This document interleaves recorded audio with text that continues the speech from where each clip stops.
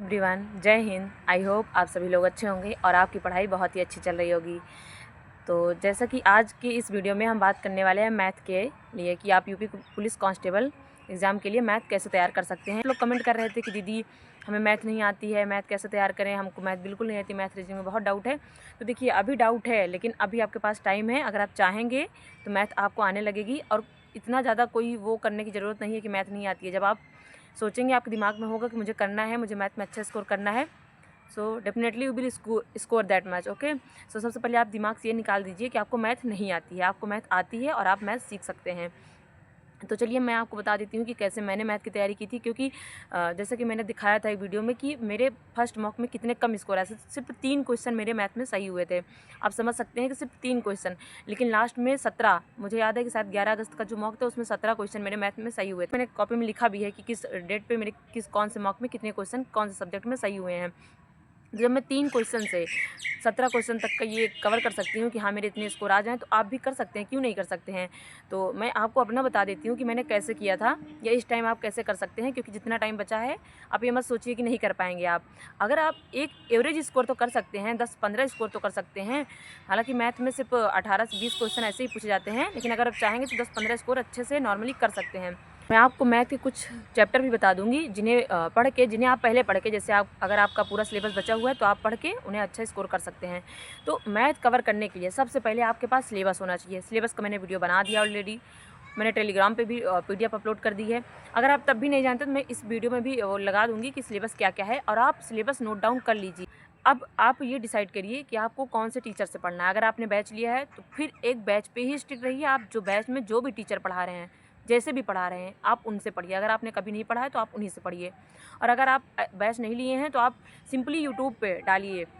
मैं जैसा कि आपको बता दूंगी कौन से टॉपिक इंपॉर्टेंट है, तो आप यूट्यूब पे उन टॉपिक को पहले सर्च कीजिए और जो भी टीचर आ रहे हैं, बहुत सारे टीचर आ जाएंगे, आपको जिनका समझ में आ रहा है आप उनसे पढ़िए। देखिए, मैथ होती है, मैथ कोई अलग से आएगा आपको पढ़ाने। जो SSC के टीचर हैं या जो UP SSC में पढ़ा रहे हैं, जो UPSI के पढ़ा रहे हैं, वही मैथ है, कुछ अलग मैथ नहीं है। मैथ का टॉपिक होता है, बस आपको ये देखना होता है कि हमारे एग्जाम में कौन कौन से टॉपिक पूछे जाते हैं।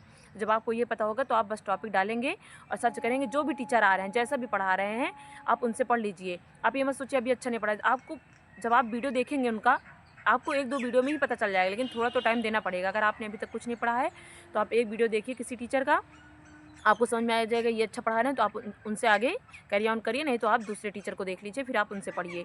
लेकिन ये काम आपको जल्दी करना है। अगर जैसे एग्जाम में अभी 4 महीने टाइम बच गया, तो आप जल्दी से देख लीजिए किसका समझ में आ रहा है। फिर आप उनसे सबसे पहले आप सिलेबस कंप्लीट करेंगे, सिलेबस नोट डाउन करेंगे, देन सिलेबस कंप्लीट करेंगे। आप जब प्रीवियस ईयर लगाएंगे तब आपको लेवल का अंदाज़ा होगा कि किस लेवल की हमको मैथ तैयार करनी है। और पढ़ने के लिए टीचर, जैसे इसमें मैंने नोट डाउन करा है, मैं आपको बता देती हूँ कि राहुल तेवतिया सर मैथ बहुत अच्छा पढ़ाते हैं। मैंने मैथ उन्हीं से पढ़ा है, उनसे और आदित्य रंजन सर से। देखिए, अभी जो टीचर फेमस हैं मुझे नहीं पता, क्योंकि अब इस टाइम मैं मैथ नहीं पढ़ रही हूँ, लेकिन जब मैंने पढ़ा था तो मुझे राहुल तेवतिया सर और आदित्य रंजन सर मैथ बहुत अच्छे से पढ़ाए हैं, बहुत अच्छा लगा उनसे मैथ पढ़ के। तो अगर आप, मैंने बताया भी कि आप क्या पढ़ सकते हैं। राहुल तेवतिया सर का एक नायक बैच है, SSC के लिए उन्होंने चलाया था, उसमें कुछ 183 वीडियोज़ हैं। अगर आप बेसिक से पढ़ना चाहते हैं तो आप सारे ना पढ़िए, लेकिन आप जो इंपॉर्टेंट टॉपिक है आप उनके वीडियोज़ देख लीजिए। ओके, उसके बाद आदित्य रंजन सर 21 दिन 21 मैराथन नाम चलाए थे। आप किसी, दिक्कत ये है कि आप पढ़ना नहीं चाहते हैं, आप सिर्फ स्ट्रेटेजी के पीछे भागते हैं। आपको लगता है आप बस कहते रहते हैं मुझे नहीं आता, मुझे नहीं आता। जब आप पढ़ेंगे, किसी एक सोर्स को फॉलो करेंगे, तो आपको ज़रूर मैथ आएगी। तो मैंने बताया कि आदित्य रंजन सर की 21 दिन 21 मैराथन के नाम से आप उससे देख सकते हैं। नहीं तो राहुल तेवतिया सर जो रिसेंट में भी चला रहे हैं UPSI के लिए, 2828 सीरीज नाम से, आप उसे फॉलो कर सकते हैं। उसमें भी उन्होंने मैथ बहुत अच्छे से पढ़ाया है। लेकिन अगर आप बेसिक से करना चाहते हैं तो आदित्य रंजन सर से भी करेंगे तब भी हो जाएगा। और नहीं तो जैसा मैंने बताया, टॉपिक सर्च करिए, देखिए कौन से टीचर समझ में आ रहे हैं, आप उनसे कॉन्सेप्ट क्लियर करिए। और मोस्ट इंपॉर्टेंट बात, आपको ये नहीं सोचना है कि PDF में है, हम देख लेंगे, बाद में देख लेंगे, हमको उनकी PDF मिल जाती है। आपको क्लास में जो क्वेश्चन कराए जा रहे हैं, उन क्वेश्चन में से आप टाइप वाइज कराते हैं, सारे टीचर टाइप वाइज कराते हैं, तो आपको जो टाइप नहीं आ रहा है, अगर आप अभी स्टार्ट किए हैं तो टाइप आप डालिए, टाइप फर्स्ट, टाइप सेकंड, और आप हर टाइप के कम से कम एक क्वेश्चन अपनी कॉपी में नोट डाउन करिए। कम से कम एक क्वेश्चन नोट डाउन करिए और उसका सोल्यूशन लिखिए। बाकी के जो क्वेश्चन आप क्लास में भी अगर देख रहे हैं, तो जैसे एक टाइप में 4, 5 या 10 क्वेश्चन कराए गए हैं, तो आप सिर्फ एक टाइप के एक क्वेश्चन अपने कॉपी में नोट करिए, बाकी क्वेश्चन को आप सिर्फ रफ में सॉल्व करिए। मैं ऐसे ही करती थी, अगर मैं क्लास भी देख रही हूँ तो मैं जो क्लास में सर पढ़ा रहे हैं मैं उनको करती, और अगर कोई नया टाइप आया तो मैं उसको टाइप नंबर 1 टाइप नंबर 2 ऐसा डाल के, मतलब कि उसके एक क्वेश्चन लिख के उसका आंसर, मतलब उसका सोल्यूशन मैं लिख लेती थी कैसे इसको सॉल्व किया गया है। उसके बाद मैं बाकी के जो क्वेश्चन होते हैं उनको सिर्फ अपने रफ और नोट्स साथ में ही रखती थी कि बस एक एक टाइप के एक एक क्वेश्चन नोट्स में नोट डाउन करने हैं, बाकी सारे क्वेश्चन सिर्फ रफ से ही सॉल्व करने हैं। उसके बाद जैसा कि आप कहते हैं कि मैथ नहीं आती, तो मैथ ना आने का इम्पॉर्टेंट रीज़न ये भी हो सकता है कि आपका कैलकुलेशन नहीं तेज़ है। कैलकुलेशन इन द सेंस कि अगर आपको टेबल नहीं याद है, स्क्वायर नहीं याद है, क्यूब नहीं याद है, तो इससे प्रॉब्लम होगी। क्योंकि पता है जैसे कोई भी क्वेश्चन होता है, जैसे परसेंटेज को फ्रैक्शन में बदलना, फ्रैक्शन को परसेंटेज में किसका 25% कितने का होता है 1/4, 20% कितने का होता है 1/5, तो ये सारी चीज़ें आपको चेंज करना आना चाहिए। अगर अभी नहीं आ रहा है तो कोई दिक्कत नहीं, अभी आप सीख सकते हैं, घबराइए नहीं कि आप सीख नहीं सकते हैं, आप अभी सीख लीजिए। कैलकुलेशन में आप कम से कम 30 तक या 25 तक तो टेबल लर्न कर लीजिए, 40 तक स्क्वायर और 30 तक क्यूब। इतना आपको 30 तक क्यूब, 40 तक स्क्वायर और 25-30 तक टेबल आपको याद होने चाहिए। क्योंकि देखिए ये ऐसा नहीं किसी को आपको सुनाना है, आप जब कैलकुलेशन करेंगे तो इससे कैलकुलेशन स्पीड फास्ट होगी। जब स्पीड फास्ट होगी तो सिर्फ और सिर्फ आपको वो तरीका ढूंढना होगा, आप तरीके को खोजेंगे कि कौन से तरीके से हम क्वेश्चन सॉल्व कर सकते हैं। बाकी कैलकुलेशन तो आप कर ही लेंगे, कैलकुलेशन में आपको दिक्कत नहीं होगी। जब आपको इतना सब कुछ याद रहेगा तो आप बस देखेंगे कि ठीक है मजदूरी वाला क्वेश्चन है, टाइम एंड वर्क का क्वेश्चन है, या एज निकालने का क्वेश्चन है, तो आप सिर्फ आपको कॉन्सेप्ट पकड़ना होगा कि इसमें कौन से नियम लग रहे हैं, कैसे इसको सॉल्व किया जा रहा है। बाकी की कैलकुलेशन तो आप खुद से कर लेंगे। और देखिए मैथ में मुझे लगता है परसेंटेज सबसे ज़्यादा इंपॉर्टेंट टॉपिक है। जब आप परसेंटेज कवर करेंगे तो आपके बहुत सारे topic, discount, profit loss, CI, SI, मतलब मैक्सिमम क्वेश्चन आप परसेंटेज के थ्रू कर सकते हैं। क्योंकि ये बहुत ही बेसिक है, आप इसे, ये इंपॉर्टेंट है, आप इसे सबसे पहले कवर कर लीजिए। उसके बाद आपको जो टॉपिक पढ़ रहे हैं, आई होप कि आपने टेक्स्ट बुक का सब्सक्रिप्शन लिया होगा। नहीं लिए हैं तो आप शायद RWA पे किसी भी, जैसे GD का है, सेक्शनल मॉक है, आप जब देखेंगे ना तो उसमें सब्जेक्ट वाइज लिखा रहेगा कि RWA पे फ्री मॉक, मिनी मॉक पड़े रहते हैं, तो आप मिनी मॉक सॉल्व करिए। मैं तो यही करती थी, जैसे मैंने एक चैप्टर पढ़ा, मैं चैप्टर वाइज या मिक्स भी सॉल्व करती थी, क्योंकि मिक्स से आपके सारे कॉन्सेप्ट रिवाइज हो जाते हैं। अगर आपने 3-4 चैप्टर पढ़ लिया है तो आप कोशिश करिए कि आप मिक्स क्वेश्चन के सेट लगाइए। ऑफलाइन भी लगा सकते हैं, नहीं है तो आप ऑनलाइन लगाएंगे तो आपका टाइम मैनेजमेंट भी अच्छे से हो जाएगा। तो आपको ऑनलाइन क्वेश्चन के, मिक्स क्वेश्चन के सेट लगाने हैं, या स्टार्टिंग में आप चैप्टर वाइज भी लगा सकते हैं। चैप्टर वाइज से क्या होगा कि आपके सारे टाइप रिवाइज हो जाएंगे, आपको पता चल जाएगा कि इसमें कौन से टाइप क्वेश्चन लग रहे हैं।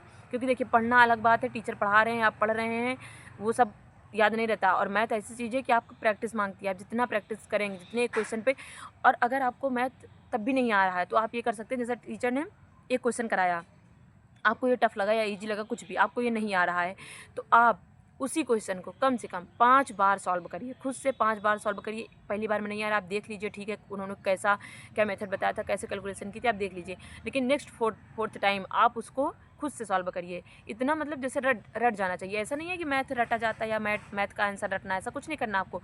आपके दिमाग में वो टाइप, वो कॉन्सेप्ट सेट होना चाहिए कि आप इसको सॉल्व कैसे करेंगे। अगर एग्जाम में आ रहा है तो आपको याद ना करना पड़े कि इसको कैसे सॉल्व करेंगे, मतलब आपको ये हिट कर देना चाहिए कि हाँ इसका मेथड तो ये है। बाद में अगर आप अटक रहे हैं तो वो आपके कैलकुलेशन पे जिम्मेदारी है कि आपको कैलकुलेशन नहीं आती, तब आप नहीं कर पा रहे हैं। तो मैथ का फिर से मैं रिकैप कर देती हूँ पूरा, कि सबसे पहले आप सिलेबस नोट डाउन करिए, खुद से कॉपी में नोट डाउन करिए। उसके बाद आप टीचर डिसाइड करिए कि आपको कौन से टीचर से पढ़ना है। Then you have to check PYQ। आप PYQ कहीं से भी ले सकते हैं, PDF, या मैं सेंड भी कर दूंगी टेलीग्राम पे। आपके पास बुक होगी कोई सी भी, मैंने बुक नहीं ली थी, मैं बस यही करती थी, टीचर पढ़ा रहे हैं, जो क्वेश्चन नहीं आ रहा मैं उसको टाइप वाइज नोट करती थी, फिर मैं उनकी अगर PDF मेरे तो मैं उस PDF को 2-3 बार फिर से सॉल्व कर लेती थी। उसके बाद मैं सिर्फ और सिर्फ सेक्शनल मॉक देती थी। और मॉक में भी सबसे इंपॉर्टेंट मैं ये करती थी कि मैं अभी भी लिखी हूँ, मेरे पास वो कॉपी है, कि मॉक में जो क्वेश्चन मेरे गलत हो रहे हैं मैं उस क्वेश्चन को पूरा लिखती थी। सब लोग बोलते हैं कि उस मैथ ऐसे लिखा नहीं जाता, लेकिन मैं उसको लिखती थी ताकि मैं जब भी टाइम पाऊँ उसको फिर से प्रैक्टिस करूँ। मैं उसका पूरा सोल्यूशन लिखती थी कि मेरे कौन से क्वेश्चन कैसे गलत हो रहे हैं, फिर से मैं उसको प्रैक्टिस, नेक्स्ट टाइम वो मेरे से कभी गलत नहीं होता था। तो ये सबसे इंपॉर्टेंट है कि आप उसे एनालिसिस करिए मॉक का, कि आपको कौन से क्वेश्चन कौन से टाइप के गलत हो रहे हैं। अभी आपको मैथ नहीं आती है तो आप कम से कम 3 घंटे तो मैथ पर ज़रूर दीजिए। जैसे अगर आपकी 1-1.5 घंटे की क्लासेस हैं तो आप क्लास कंप्लीट करिए। उसके बाद जो टीचर भेजे हैं उनका PDF है या उनकी क्लास से ही कुछ भी, आप उसे फिर से सॉल्व करिए। मतलब जितने क्वेश्चन आप क्लास में करे हैं उन क्वेश्चन को आप फिर से सॉल्व करिए। उसके बाद आप उसी दिन उस चैप्टर का या सेक्शनल कहीं आपको मॉक मिल रहा हो तो उस मॉक को भी दीजिए। इसलिए मैथ के लिए कम से कम 2 से 3 घंटे निकालिए अगर आपका सिलेबस नहीं कंप्लीट है, और पढ़िए 10 से 12 घंटे पढ़िए। ऐसा नहीं है कि लोग कहते हैं कि कांस्टेबल के एग्ज़ाम के लिए इतना पढ़ता है, पढ़ना पड़ता है। अरे पढ़ना पड़ता है, जब तक नहीं पढ़ेंगे, इतना ज़्यादा कंपटीशन है, बाकी बच्चे आपसे ज़्यादा मेहनत कर रहे हैं, तो डेफिनेटली उनका सिलेक्शन होगा। आपका फिर सिलेक्शन कैसे होगा अगर आप उनसे ज़्यादा मेहनत नहीं करेंगे तो। इसलिए जितना टाइम आप दे सकते हैं पढ़ाई को, उतना टाइम सिर्फ और सिर्फ पढ़ाई को दीजिए। अपने दिमाग से ये निकाल दीजिए कि आपको मैथ नहीं आती है। मैं कह रही हूँ आपको मैथ आती है और इतना टाइम है कि आप मैथ कर सकते हैं। और जब मैथ आपकी अच्छी हो जाएगी या जब मैथ के आप बेसिक सीख लेंगे तो रीजनिंग भी आपसे बनने लग जाएगी। अगर आपको रीजनिंग में भी डाउट है कि रीजनिंग नहीं हो रहा है, तो रीजनिंग भी ऐसा है कि अगर आपको मैथ की कुछ चीज़ें आती रहेंगी, मैथ आप अच्छे से पढ़ लेंगे, तो रीजनिंग भी आपसे अपने आप बनने लग जाएगी। तो आप रीजनिंग के लिए भी मत घबराइए कि नहीं हो रहा है, क्योंकि रीजनिंग स्कोरिंग है, तो उसे तो आपको अच्छे से स्कोर करना है। हम कहते हैं फुल स्कोर ना करो, लेकिन 15 एक एवरेज स्कोर तो करना चाहिए। क्योंकि इस टाइम आप कुछ छोड़ के नहीं चल सकते कि हाँ मैं ये सब्जेक्ट को छोड़ देता हूँ तब भी मेरा सिलेक्शन हो जाएगा। नहीं होगा आपका सिलेक्शन, क्योंकि सारे बच्चे सब कुछ पढ़ रहे हैं, आप एक बहाना मार के चल रहे हैं कि मेरा ये वीक सब्जेक्ट है, मैं इसे नहीं कर पाऊँगा। अरे इतना टाइम है, मेरा 3 क्वेश्चन मेरा 11 क्वेश्चन तक सही हुए, 17 क्वेश्चन तक सही हुए, तो आप क्यों नहीं कर सकते हैं? Definitely you can do it. Okay, so thank you everyone for watching this video. I hope आपको वीडियो अच्छा लगा हो। अगर और कोई भी डाउट हो तो पूछ सकते हैं, और मैथ पढ़िए, आपको मैथ जरूर आएगी। So thank you everyone for watching this video.